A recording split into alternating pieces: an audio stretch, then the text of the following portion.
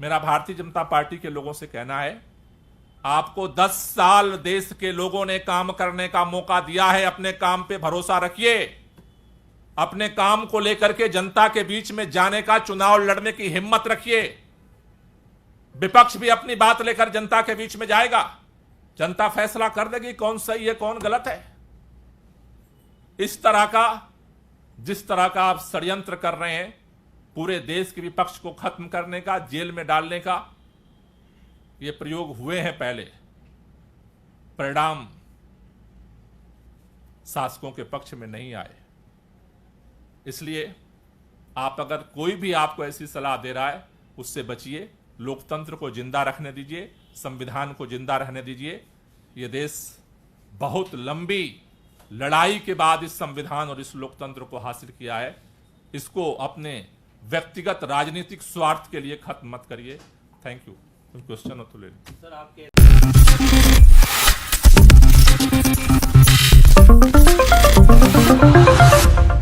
National news में आपका बहुत बहुत स्वागत है। मैं हूं आपके साथ अबरारुल हक रहमान। दर्शकों, क्या दिल्ली में वाकई सत्ता बदल सकती है? क्योंकि दिल्ली में लगातार इस बात को लेकर के काफ़ी ज़्यादा लोग चिंतित हैं। ख़ास तौर से जो राजनीति को एक स्थिरता से चलते हुए देखना चाहते हैं, वैसे लोग पूरी तरीके से इस वक्त अचंभित हैं, क्योंकि उन्हें ये लग रहा है कि आम आदमी पार्टी के ऊपर जो सियासी खेल चलाया जा रहा है, जो लगातार उनको कहीं ना कहीं यहाँ पर जो है दबाने की कोशिश की जा रही है, उसके चलते आम आदमी पार्टी को, दिल्ली की सरकार को एक बड़ा झटका झेलना पड़ सकता है। और दरअसल इसी आधार पर यह माना जा रहा है कि अब जो है इस पूरे मामले पर खुले तौर पर आर पार की लड़ाई की स्थिति बन सकती है। यानी कि दोनों ही पार्टियों के कार्यकर्ता सड़कों पर उतर सकते हैं। इस पूरे मामले पर कई बड़े जो जतन किए जा सकते हैं। अब तक अगर देखा जाए तो अरविंद केजरीवाल की भले ही खामोशी नजर आ रही थी, लेकिन उनकी खामोशी एक बार फिर से बदलती हुई भी नजर आएगी। क्योंकि अगर अब तक देखें दर्शकों, तो अरविंद केजरीवाल भले ही इस पर दूसरे समन को लेकर के अपने पक्ष को नहीं रख रहे हैं, लेकिन उनके निशाने पर भारतीय जनता पार्टी जरूर है। इस पूरे मामले से जुड़ा ये रिपोर्ट एक बार जरूर दें। कर रही है। आज सुबह सुबह अचानक हमारे मंत्री राजकुमार आनंद के यहां छापा पड़ गया। न कोई नोटिस, न कोई मुकदमा, न कोई केस, न कोई बात, अचानक सुबह सुबह छापा पड़ गया। क्या करना चाह रहे हो इस देश के अंदर?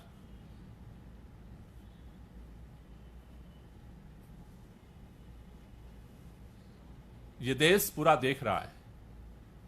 और आज जिस तरह से भारतीय जनता पार्टी के प्रवक्ता के जुबान पे दर्द आया कि गठबंधन आम आदमी पार्टी उन पार्टियों से कर रही है, मतलब कि वो बात सच है कि आपको डर लग रहा है कि इस देश के अंदर लोकसभा चुनाव अगर विपक्ष के सारे नेता मैदान में एक साथ उतरते हैं तो लोकसभा चुनाव भारतीय जनता पार्टी किसी भी कीमत पर नहीं जीत सकती।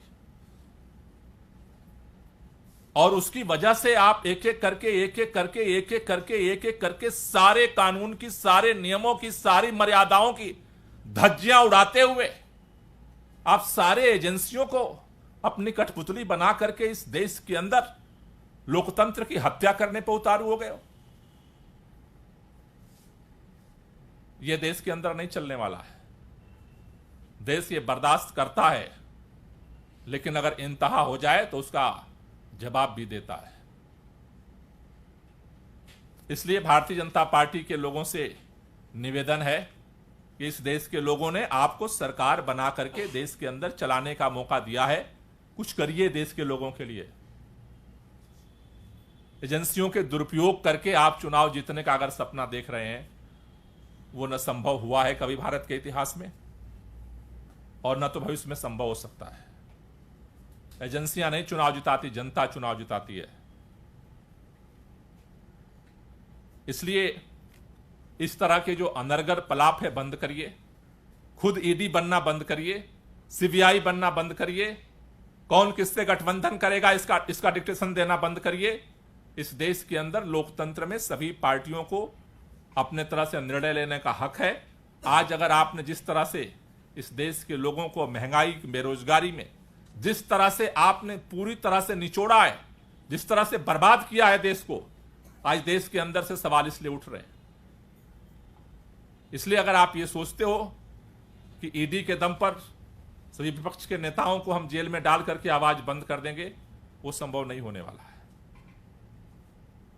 कई बार मैं 3 दिन से देख रहा हूं कि भारतीय जनता पार्टी के नेता 30 तारीख को मनीष सिसोदिया जी का बेल रिजेक्ट होने के बाद सुप्रीम कोर्ट की दुहाई देने लग रहे हैं। 3 महीने लगातार सुप्रीम कोर्ट के अंदर सुनवाई हुई बेल एप्लीकेशन पे। अगस्त में, सितंबर में, अक्टूबर में सुप्रीम कोर्ट ने बार बार ईडी को, बार बार सीबीआई को, एजेंसियों को कहा कि मनीष सिसोदिया के पास पैसा आया, इसका तुम्हारे पास कोई सबूत है? एजेंसियों के पास कोई जवाब नहीं रहा। कभी इधर की बात करते रहे, कभी उधर की बात करते रहे। तब सुप्रीम कोर्ट का हर बार जब सवाल सुप्रीम कोर्ट करता था तो भारतीय जनता पार्टी के नेता सुप्रीम कोर्ट का नाम नहीं लेते थे। आज ये भी यक्ष प्रश्न बना हुआ है, हर व्यक्ति सुन रहा है, क्योंकि जो जो कार्रवाई हुई सुप्रीम कोर्ट के अंदर सब लाइव थी। सबने सुना कि सुप्रीम कोर्ट क्या कह रहा है और एजेंसियां क्या उसका जवाब दे रही हैं। निरुत्तर थी एजेंसियां।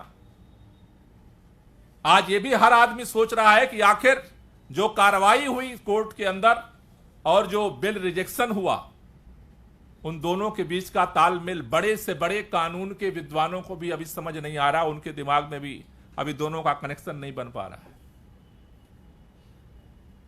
इसलिए मेरा भारतीय जनता पार्टी के लोगों से कहना है, आपको 10 साल देश के लोगों ने काम करने का मौका दिया है। अपने काम पे भरोसा रखिए। अपने काम को लेकर के जनता के बीच में जाने का, चुनाव लड़ने की हिम्मत रखिए।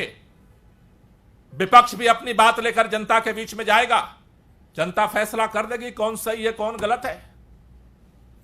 इस तरह का, जिस तरह का आप षड्यंत्र कर रहे हैं पूरे देश के विपक्ष को खत्म करने का, जेल में डालने का, ये प्रयोग हुए हैं पहले, परिणाम शासकों के पक्ष में नहीं आए। इसलिए आप अगर कोई भी आपको ऐसी सलाह दे रहा है, उससे बचिए। लोकतंत्र को जिंदा रखने दीजिए, संविधान को जिंदा रहने दीजिए। ये देश बहुत लंबी लड़ाई के बाद इस संविधान और इस लोकतंत्र को हासिल किया है। इसको अपने व्यक्तिगत राजनीतिक स्वार्थ के लिए खत्म मत करिए। Thank you. कोई क्वेश्चन हो तो ले लीजिए। सर, आप कह रहे हैं कि ये जो समन है गैर कानूनी है, गैर राजनीतिक है, तो क्या इसको कोर्ट में चैलेंज करने की सोच रहे हैं? नहीं, इसको लेकर के हमारी जो कानूनी एक्सपर्ट्स हैं उस पर सारा स्टडी कर रहे हैं, और जो उनकी सलाह होगी उस पर हम कदम बढ़ाएंगे। एक सर, आपने जो अभियान चलाया हुआ रेड लाइट ऑन गाड़ी ऑफ वाला, आपका कहना है दिल्ली कुछ रोक रही है ऐसा करने से? ये भी एक दुर्भाग्यपूर्ण है। आज दिल्ली के अंदर हमने 26 तारीख को रेड लाइट ऑन गाड़ी ऑफ कैंपेन शुरू किया था। आईटीओ से 28 तारीख को बाराखम्मा पे हुआ, 30 तारीख को चंदगी राम अखाड़े पर हुआ, और 2 तारीख को पहले दिन से घोषित था कि दिल्ली के 70 विधानसभा क्षेत्रों में होगा। आज रेड लाइट ऑन गाड़ी ऑफ कैंपेन के लिए जो लोग चौराहों पे जा रहे हैं, जगह जगह उनको पुलिस गिरफ्तार कर रही। मतलब समझ में नहीं आ रहा है कि एजेंसियों को कितना दुरुपयोग करेगी भारतीय जनता पार्टी। अभी हमारे विधायक जनरल सिंह को उन्होंने गिरफ्तार कर लिया। वो रेड लाइट ऑन गाड़ी आपकी कैब तख्ती लगाए चौराहे पर खड़े थे। मतलब हद ही हो गई है भाई। तो इसमें दिल्ली पुलिस का जवाब आया है, वो कह रहे लॉ एंड ऑर्डर की स्थिति थी वहां पर बनी थी और हाथ में काली पट्टी बांध रखी थी, मना किया, नहीं माने तब जाकर सुबह से जगह जगह विधायकों, काउंसलरों के यहाँ जो है ऑन रिकॉर्ड वीडियो मेरे पास पड़ी है, उनके घर जाके पुलिस बैठ रही है। ऑन रिकॉर्ड मेरे पास वीडियो पड़ी है, जगह जगह से लोग भेज रहे हैं। रेड लाइट ऑन गाड़ी आपकी तख्ती लेकर के आईटीओ पे लॉ एंड ऑर्डर की दिक्कत नहीं पैदा हुई। काली पट्टी 12 तो काली पट्टी बांध लिया तो क्या हुआ? अपने हाथ में बांधा था, किस चीज के लिए बांधा था काली पट्टी? किसको डर लग रहा था? काली पट्टी से कौन डरने लगा भाई? काली पट्टी से किसको डर लगने लगा? अगर काली, आप तो घड़ी काली बांधे हो, गिरफ्तार कर लिए जाओगे हैं? Thank you. निकाल दो गाड़ी, नहीं तो अभी बाहर निकल हो सकता है, हो जाएगा। नहीं यहाँ नहीं, वहाँ बैठ गया अंदर, यहाँ पीसी करें। ठीक है। दर्शकों, आपको इतनी बात समझ आ गई होगी कि दिल्ली की राजनीति में लगातार अपनी योजनाओं को लेकर के चर्चा में बनी रहने वाली पार्टी आम आदमी पार्टी की स्थिति बिगड़ सकती है। मनीष सिसोदिया, संजय सिंह, अरविंद केजरीवाल, ये तमाम बड़े चेहरे इस वक्त सभी की नजरों का केंद्र बने हुए हैं। क्या आखिरकार इनको किस तरीके से छुटकारा मिलता नजर आएगा? फिलहाल इस खास रिपोर्ट में बस इतना ही। जुड़े रहें बड़ी खबरों के लिए नेक्स्ट 9 न्यूज के साथ।